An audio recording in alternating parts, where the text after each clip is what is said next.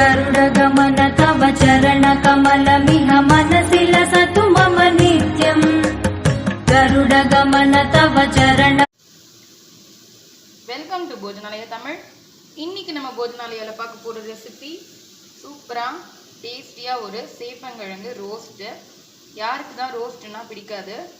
So சேப்பங்கிழங்கு வச்சு எல்லாருமே ட்ரை பண்ணி பார்த்துருப்போம். ஸோ தெரியாத வாழ்க்காகவும் சில டிப்ஸோட இந்த சேப்பங்கிழங்கு ரோஸ்ட் எப்படி பண்ணுறதுன்னு பார்க்கலாம்.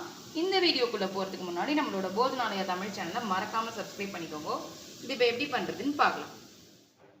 இப்போ சேப்பங்கிழங்கு ரோஸ்ட் பண்ணுறதுக்கு நல்லா உருண்டையாக இருக்கிற மாதிரி காய் சேப்பங்கிழங்கு பார்த்து இந்த மாதிரி ஃப்ரெஷ்ஷாக பார்த்து வாங்கிக்கணும். நம்ம கொஞ்சம் பொறுக்கி எடுத்து வாங்கினோம்னா நல்லாவே இருக்கும். ஸோ ரொம்ப பெருசாக இல்லாமல் கொஞ்சம் மீடியம் சைஸாக வாங்கினோம்னா ஒரே மாதிரி ஒத்தாப்பில் கட் பண்ணுறதுக்கு ஈஸியாக இருக்கும். ஸோ இது நல்லா நான் வாஷ் பண்ணிவிட்டு எடுத்துகிட்டு இருக்கேன். இது ஒரு கிலோ இருக்கும். உங்களுக்கு எவ்வளோ குவான்டிட்டி வேணுமோ அதுக்கேற்ற மாதிரி இது பண்ணிக்க வேண்டியதான். இது நல்லா வாஷ் பண்ணி வச்சுருக்கேன். இது அப்படியே குக்கருக்கு மாற்றிட்டு ஒரு விசில் மட்டும் விட்டு எடுத்துக்க போகிறோம். ஒரு விசில் விட்டுட்டு ரெண்டாவது விசில் வரத்துக்கு முன்னாடி ஒரு 2 நிமிஷம் வச்சுருந்துட்டு மீடியம் ஃப்ளேமில் வச்சுருந்துட்டு அடுப்பை ஆஃப் பண்ணிடணும். ரெண்டாவது விசில் வரவிட வேண்டாம். ஸோ அந்த மாதிரி எடுத்தோன்னா ரோஸ்ட் பண்ணுறதுக்கு நல்லாயிருக்கும், குழையாமல் சூப்பராக வரும். இதை நான் வேக வச்சு எடுத்துன்னு வந்துட்டு காமிக்கிறேன். இப்போ இதை நான் சொன்ன மாதிரி ஒரு விசில் விட்டுட்டு இன்னொரு விசில் வரதுக்கு முன்னாடி ஆஃப் பண்ணி எடுத்துட்டேன். ஸோ இது பாருங்கள் எப்படி இருக்குன்னு. நல்லா ஆறவே விட்டாச்சு. இதை சூப்பராக நம்ம உரிச்சு எடுத்துன்னு வந்துடலாம். வேக வச்ச சேப்பங்கிழங்க உரிச்சிட்டு இந்த மாதிரி பீஸாக கட் பண்ணி வச்சுருக்கேன். அப்போ தான் இதில் உப்பு காரம் இறங்கும், நல்லா ரோஸ்ட் ஆகும். நம்ம முழுசாக போடுறத விட இந்த மாதிரி போட்டால். ஸோ இது பாருங்கள் குழையாமல் எப்படி சூப்பராக வந்திருக்குன்னு. இப்போ இதில் என்னெல்லாம் ஆட் பண்ண போகிறோம்னு பார்க்கலாம். ஃபஸ்ட்டு இதில் நீங்கள் என்ன ஆயிலில் ரோஸ்ட் பண்ணிப்பீங்களோ அந்த ஆயில், நான் கடலெண்ணெய் விட்டுப்பேன். ஸோ அதனால் கடலெண்ணெய் ரொம்ப நிறைய விட வேண்டாம். நம்ம இப்போது ஜஸ்ட்டு ஊற தான் வைக்க போகிறோம். அதனால் ஓரளவுக்கு அந்த மசாலா அதில் சேர்கிறதுக்காக கடலெண்ணெய் மட்டும் ஊற்றிக்கிறேன். நெக்ஸ்ட்டு மஞ்சள் பொடி, நல்ல கலர் வர்றதுக்காக மஞ்சள் பொடி. நெக்ஸ்ட்டு காரப்பொடி. காஷ்மீரி ரெட் சில்லி ஆட் பண்ணோன்னா இன்னும் கொஞ்சம் கலர் காரம் ரெண்டுமே நல்லாயிருக்கும். ஜஸ்ட்டு ஒரு டிப்பு.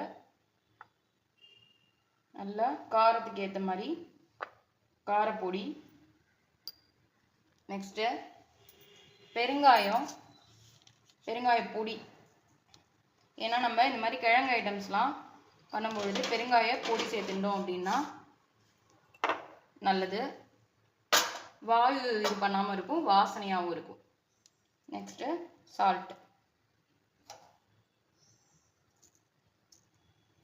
எவ்வளோ நமக்கு ஆக்சுவலாக நம்ம 1 கிலோ கிழங்கு எடுத்துட்டோம். ஆனால் அதில் தோலிலேயே கிட்டத்தட்ட 1/4 கிலோ போயிடுது. ஸோ நம்ம அதுக்கு ஏற்ற மாதிரி கணக்கு பண்ணி கொஞ்சம் கூடவே எடுத்துக்கணும். இப்போ இது நல்லா கலந்து விட்டுற போகிறோம். நல்லா இப்போ இந்த உப்பு காரம் எண்ணெய் எல்லாத்தையும் போட்டு நல்லா இந்த மாதிரி கலந்து விட்டுண்டாச்சு. ஒரு 1/2 அன் ஹவர் நம்ம இதை ஊற விட்டுட்டு அதுக்கப்புறமா ரோஸ்ட் பண்ணலாம். இப்போ இந்த சேப்பங்கிழங்கு 1/2 அன் ஹவருக்கு மேலே ஊறிடுத்து.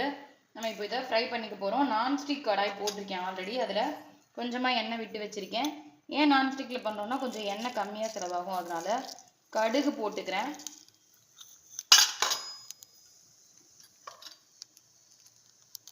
கடுகு வெடிக்கட்டும். உளுத்தம்பருப்பு சேர்த்துக்கிறேன்.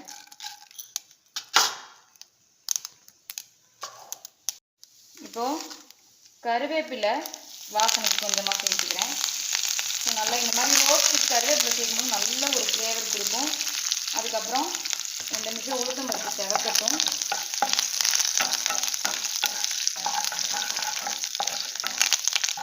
வந்ததுக்கப்புறமா நம்ம இது பண்ணி வச்சுருக்கேன் இந்த சேப்பங்கிழங்கை அப்படியே இதில் சேர்த்துக்கிறேன்.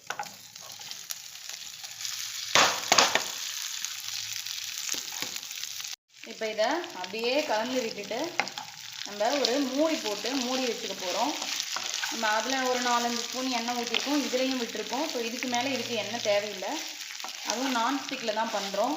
அதனால் இதை மூடி போட்டு மூடி அப்படியே நம்ம ரோஸ்ட் பண்ண போகிறோம். மீடியம் ஃப்ளேமில் வச்சு நல்லா ரோஸ்ட் ஆகட்டும். நான் காமிக்கிறேன். 2 பக்கமும் ஒரு 10 நிமிஷத்துக்கு ஒரு தடவை திருப்பி மட்டும் விட்டோம்னா போதும்.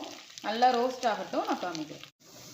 இப்போ இதை நல்லா ஒரு மீடியம் ஃப்ளேமில் வச்சு நல்லா திருப்பி விட்டேன் ஒரு 15-20 நிமிஷம்.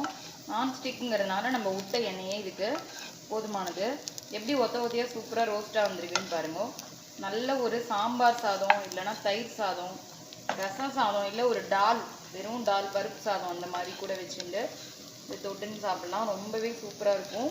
நான் சொன்ன மாதிரி 3/4 வேக்காடு வேக வச்சு குழையாமல் இந்த மாதிரி பெசரி வச்சுட்டு அதுக்கப்புறம் ரோஸ்ட் பண்ணி பாருங்க.